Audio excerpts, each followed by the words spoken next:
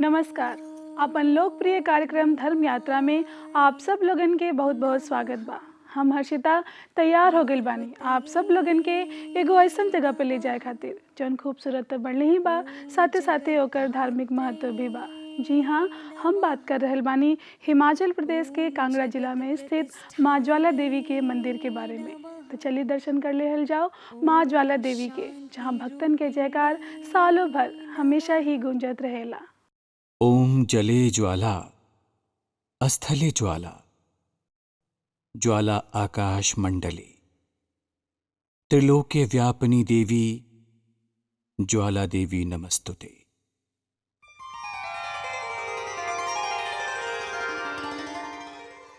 ज्योति के मूल है ज्वाला, ज्योति से फूटेला किरण। एकरा के आभा मंडल जीवन में अज्ञानता के अंधकार के हटा के ज्ञान के प्रकाश फैलावेला, जेकरा में धरती और इस स्वच्छंद आकाश में विराजे वाली ज्वाला देवी भगवान भोलेनाथ की शक्ति है। तीनों लोक के कल्याण करके आपन भक्तन में तपिश के शक्ति भरे वाली मां ज्वाला साक्षात जीवन संघर्ष में आगे बढ़े के प्रेरणा। हिमाचल प्रदेश के कांगड़ा जिला के खूबसूरत वादियन में जाए वाली ई कौनो आम सड़क नहीं है। ई मां के दरबार जाए वाला रास्ता है। हरल भरल जंगल के बीच से निकले वाला ई पगडंडी ई बात के गवाह है कि साल में कौनो दिन ऐसा नईखे हुई जब ई घाटी में मां के जयकारा नईखे गूंजेला। सकरा और पथरीला रास्ता श्रद्धा और भक्ति के मार्ग में कौनो तरह के रुकावट नईखे पैदा करेला। ये रास्ता पर चले वाला भक्तन के चेहरा पर नजर आए वाला थकावट के लकीर मां ज्वाला से मिले के प्यास के और ही बढ़ा देवेला। एकरा के साथ ही हर पल श्रद्धालुअन के विश्वास ओकरा के मां ज्वाला के पावन चरणन में और ही करीब ले जाला।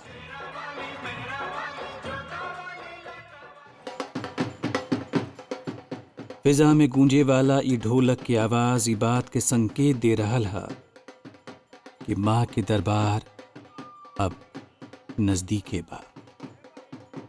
यह मां ज्वाला देवी धाम के प्रवेश द्वार पे खड़ा ये ढोली आपन कला के जरिए मां के चरण में नमन करेला, जेकरा से हर आए जाए वाला के ई धाम के महात्म के एहसास होला। एजा से साफ तौर पर दिखाई देला मां ज्वाला के भव्य दरबार।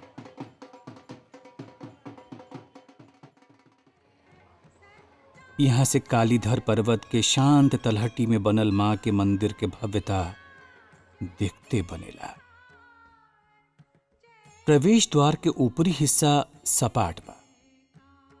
एकरा ठीक ऊपर नक्काशीदार तिकोना कर्व बनावल गईल है। एकरा बीच में विराजमान मंगल मूर्ति भगवान गणेश ये बात के प्रतीक है कि जौन भी श्रद्धालु द्वार से मां के दरबार में शीश झुका के जाई ओकरा कल्याण होई। द्वार से भीतर अवला पर शुरू हो जाला रंग बिरंगा दुकान के कतार। मां के भेंट में चढ़ाए वाला चुनरी, चूड़ी, नारियल और ई ध्वजा से सजल धजल दुकान के रौनक एकदम निराला बा। ई दुपट्टा के एहिजा के स्थानीय भाषा में शालू कहल जाला।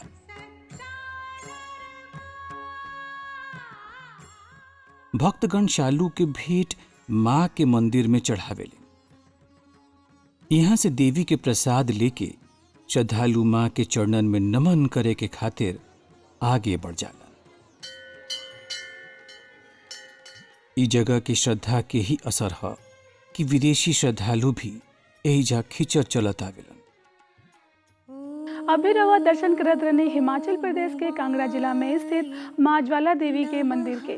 अभी हमने के यात्रा करत रहनी सन ज्वाला देवी के, जौन हिमाचल प्रदेश में स्थित बा। ज्वाला देवी के मंदिर के बारे में कई गो मान्यता प्रचलित बा। ताई जानल जाओ ये मंदिर के का मान्यता बा।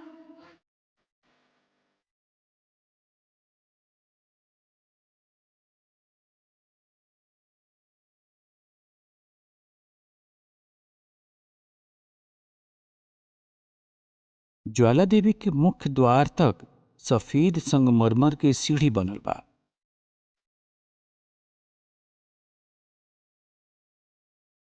मंदिर परिसर में कई देवी देवता के भवन बनल है।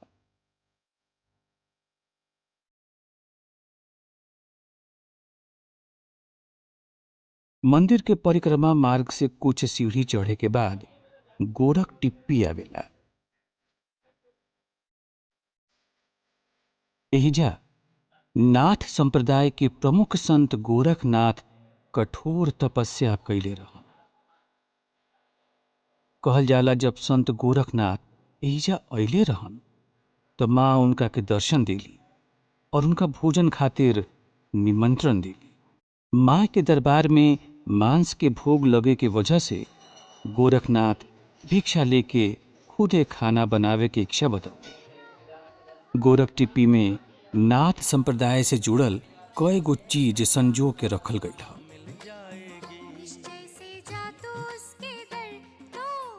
एहिजा गोरखनाथ के पवित्र धूनी है।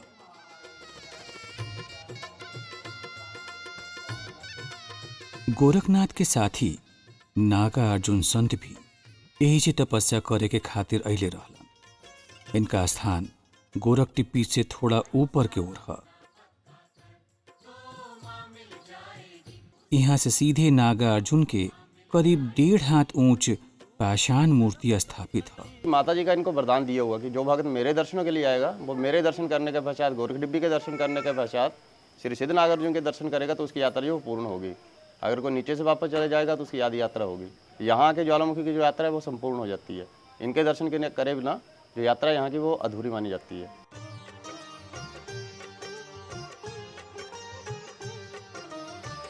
नागार्जुन से 1 फरलांग के दूरी पर उन्नत भैरव के स्थान है।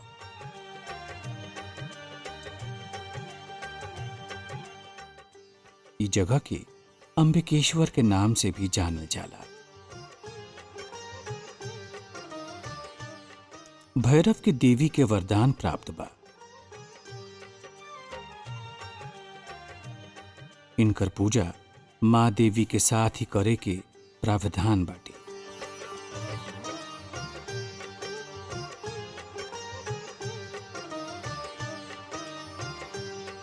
यही वजह है कि माँ ज्वाला देवी के परिक्रमा करे के बाद श्रद्धालु भैरव के दर्शन के खातिर जरूर आवेलन। इनका के दर्शन पूजा के बगैर ये यात्रा अधूरा मानल जाला।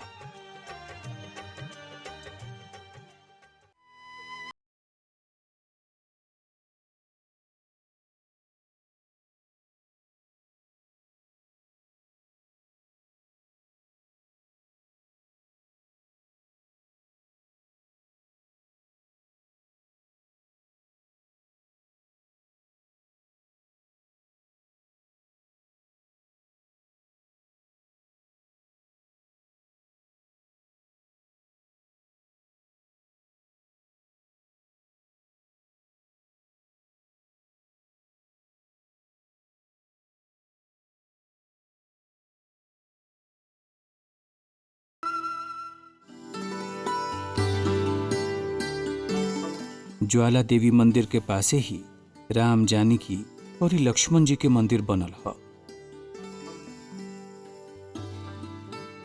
कई साल पहले भूकंप से ये मंदिर टेढ़ा हो गई रहे, तभी इसे एके टेढ़ा मंदिर के नाम से भी जानल जाला।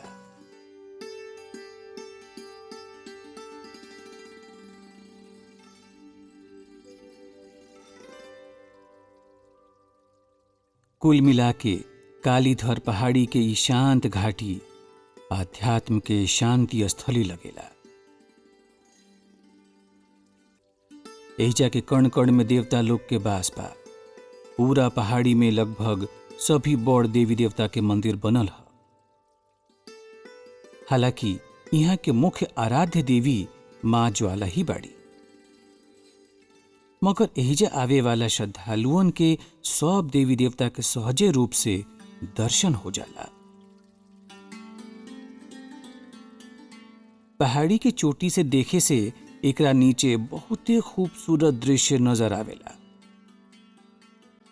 मंदिर के लाल रंग और सफेद संगमरमर के तालमेल देख के ऐसन लागेला जैसे हरल भरल क्षेत्र में जगह जगह फूल खिलल बा।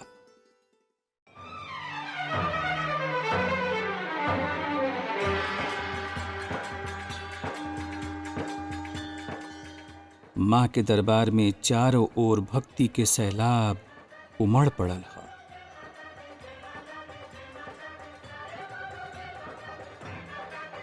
हर इंसान अपन तरह से माँ के चरणन में श्रद्धा सुमन अर्पित करे के चाहेला। कोई पैदल चल के तो कोई लेट के माँ के दरबार में अपन हाजिरी लगावे के खातिर इच्छा रख ले बा।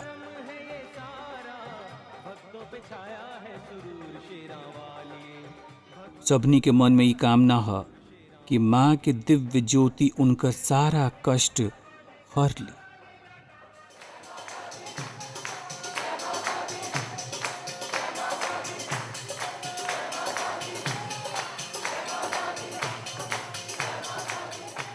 भीतर माँ के दरबार के शोभा निराला बा।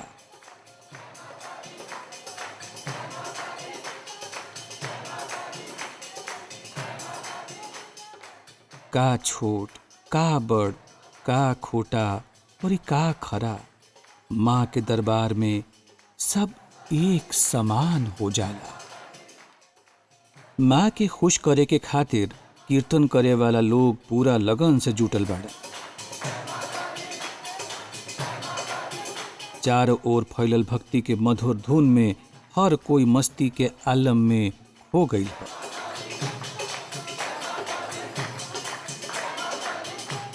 धीरे धीरे समा कुछ ऐसन बन जाला कि सब झूमे लागेला।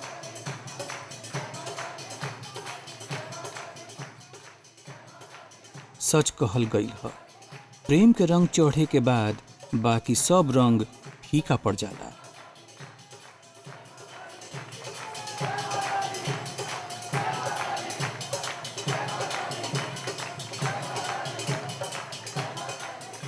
और फिर देखत देखत हट जाला लाज के सारा पर्दा। उनका के सामने सिर्फ माँ नजर आवेली और दिल में माई के प्रेम के जज्बा।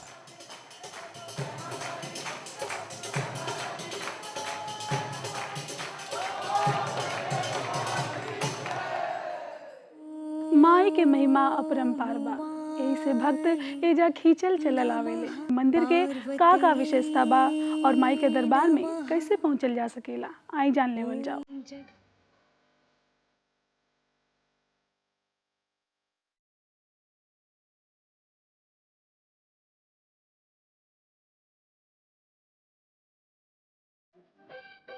शक्ति स्वरूपा माँ ज्वाला देवी के मंदिर में विशाल काय चांदी के दरवाजा बनल है।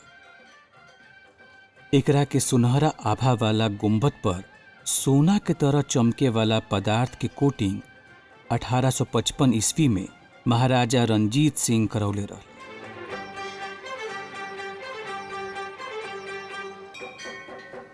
पूजा के खातिर मंदिर के भीतरी हिस्सा चौकोर आकार में बनल बा।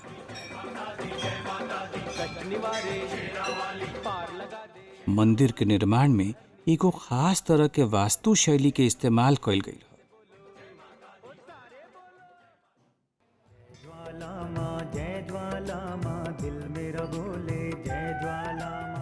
ज्वाला जी देश के पावन शक्ति पीठन में एकमात्र ऐसन पवित्र जगह है जहाँ माँ के ज्योति स्वरूप महिमा के साक्षात देखल जा सकेला।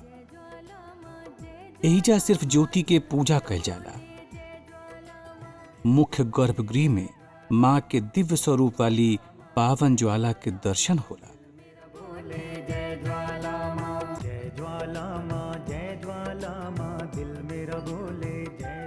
शिव पुराण और देवी पुराण में यही ज्वाला के देवी भगवती के रूप बतावल गईल ह।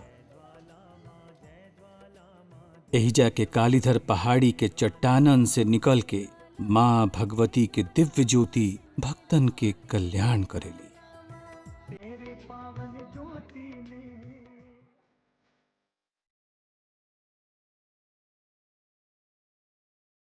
माँ के पवित्र ज्वाला स्वयं प्रकट भइल ह। ये ज्वाला चंडिका के शक्ति के प्रमाण से बिना कोनो ईंधन के चट्टान के गर्भ से निकल के अनंत काल से और प्रकाशवान बा। माँ भगवती के 9 दुर्गा के रूप में शैलपुत्री, ब्रह्मचारिणी, चंद्रघंटा, कुष्मांडा, स्कंद माता, कात्यायनी, कालरात्रि, महागौरी और सिद्धिदात्री के रूप शामिल बा। मुख्य मंदिर के दीवार के खोखल से 3, कोना से एगो, दायां ओर के दीवार से एगो, मध्य कुंड के दीवार से 4 गो मिला के कुल 9 गो प्रकाश पुंज निकलेला।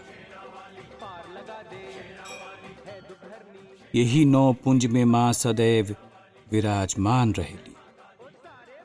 ई ज्योति के निकले के राज आज तक केहू के नइखे पता चल सकल है।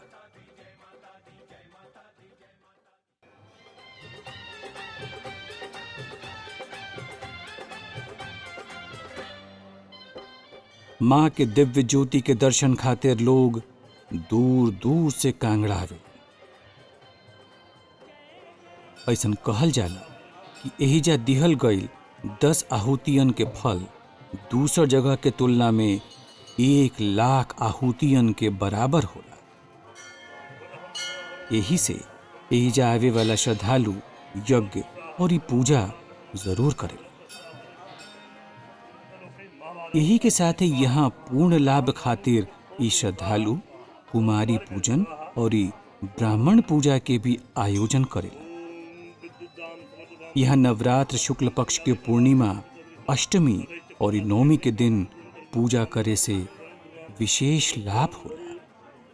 देवी भागवत पुराण में लिखा है कि कहीं भी पूरे विश्व में, पूरे संसार में कहीं पर भी यज्ञ करवाया जाए उससे 10,000 गुना फल श्री ज्वालामुखी में यज्ञ करवाने से मिलता है। क्योंकि यहाँ पर डाली गई एक आहुति बाकी जहाँ कहाँ कहीं और भी किया हुआ यज्ञ हवन वहाँ की डाली हुई 10,000 आहुति के बराबर है। बाहर का 10,000 किया हुआ हवन और यहाँ का किया हुआ एक हवन एक समान फल देता है। ज्वाला माँ के दरबार में दशोपचार और षष्ठोपचार विधि से पूजा कैला पर अलग अलग फल के प्राप्ति होला। मान्यता है कि यही बुनियाद पर टिकल है सत्य सनातन धर्म। यही के सहारे धर्म के पताका सदियन से फहरा रहल बा।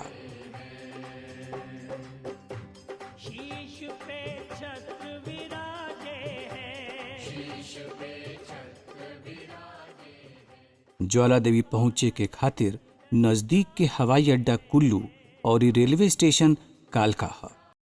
कुल्लू से ज्वाला देवी 23 किलोमीटर और कालका से करीब 90 किलोमीटर की दूरी पे बा।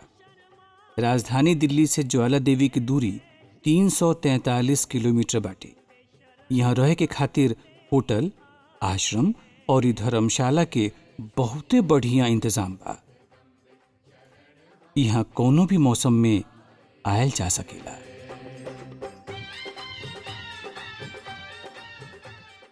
आज के धर्म यात्रा में हमनी के यात्रा के निशन माँ ज्वाला देवी के मंदिर के। माई के दर्शन मात्र से ही भक्तन के सब कष्ट दूर हो जाला। यही से त भक्त लोग एजा नाचत गावत और झूमत आवेले। अगला पड़ाव में हम रो लोगिन से मिलब एगो नया जगह के साथे। तब तक हम रो लोगिन से लेतनी विदा और कहतनी धर्म यात्रा शुभ यात्रा।